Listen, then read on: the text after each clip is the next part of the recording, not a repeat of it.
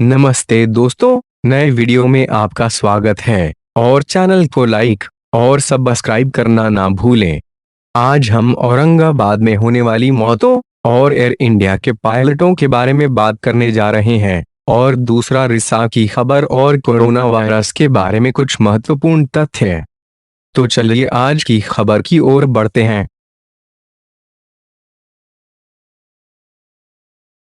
औरंगाबाद में मालगाड़ी से कुचलकर प्रवासी मजदूरों की मौत। रेलवे ट्रैक पर सो रहे कम से कम 14 प्रवासी कामगारों को नांदेड़ से मनमाड गणेश लगाव गांव में पेट्रोल और डीजल ले जा रही मालगाड़ी ने मार डाला। 3 महीने के लिए भुगतान। एयर इंडिया के पायलटों का कहना है कि वे ब्रेकिंग पॉइंट पर हैं।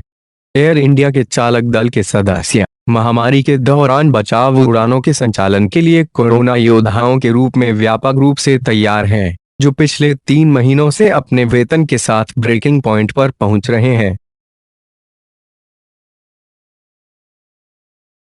केवल अंतिम वर्ष के छात्रों को परीक्षा देने के लिए दूसरों को पदोन्नत किया जाएगा, उदय सामंत ने कहा।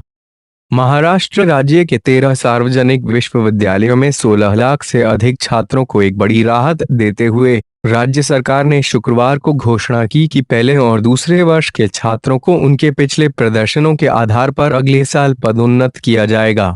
हालांकि शेष 8 लाख अंतिम वर्ष के छात्रों के लिए अंतिम सेमेस्टर परीक्षाएं 1 जुलाई से 30 जुलाई के बीच विश्वविद्यालयों में आयोजित की जाएंगी। विजाग में दूसरी रिसा की रिपोर्ट सच नहीं है। लीक के पूर्ण प्लगिंग को सुनिश्चित करने के लिए काम करना एनडीआरएफ ने कहा। विशाखापट्टनम में एक दूसरे रिसा के बारे में अफवाहें सच नहीं हैं और जमीन पर विशेषज्ञ ब्रिज के पूर्ण प्लगिंग को सुनिश्चित करने के लिए काम कर रहे हैं, एनडीआरएफ चीफ एसएन प्रधान ने शुक्रवार को कहा।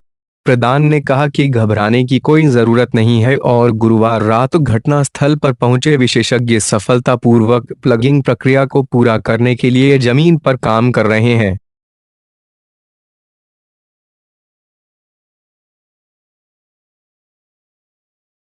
विजाग गैस रिसाव, एलजी पॉलीमर। पर्यावरण मंत्रालय को एनजीटी नोटिस। कंपनी को हर्जाने के रूप में 50 करोड़ रुपए का भुगतान करना होगा।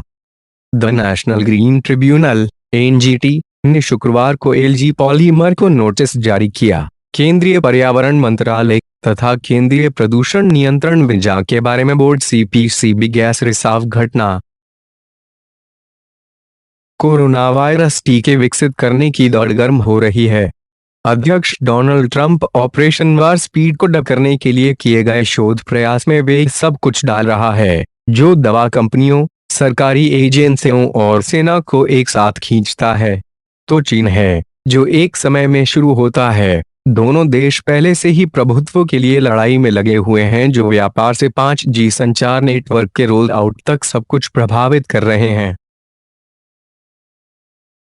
आईआईटी स्टार्टअप कोविड वेंटिलेटर विकसित करता है जो आयातित लोगों की तुलना में 90% सस्ता है। IIT Kanpur incubated startup Noka Robotics ने कोरोना वायरस रोगियों को संभालने के लिए अनुकूलित एक आईसीयू ग्रेड वेंटिलेटर विकसित किया है, जो एक उच्च अंत आयातित वेंटिलेटर के 10वें से कम खर्च होगा। जैसे जैसे भारत में कोरोना वायरस के मामले बढ़ते गए, स्वास्थ्य मंत्रालय ने आज कहा कि नागरिकों को सीखना होगा कि कोरोना वायरस के साथ कैसे रहना है। दैनिक प्रेस वार्ता में केंद्रीय स्वास्थ्य और परिवार कल्याण मंत्रालय के संयुक्त सचिव लव अग्रवाल ने कहा, वायरस के खिलाफ निवारक दिशा निर्देशों को व्यवहार में बदलाव के रूप में लागू करने की आवश्यकता है। कोविड-19, नोएडा में पहली मौत की सूचना।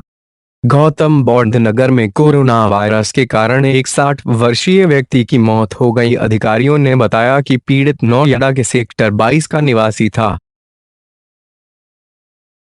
अध्ययन बताते हैं कि यूरोपीय देशों में विटामिन डी कम कोविड-19 मृत्यु दर से जुड़ा हुआ है।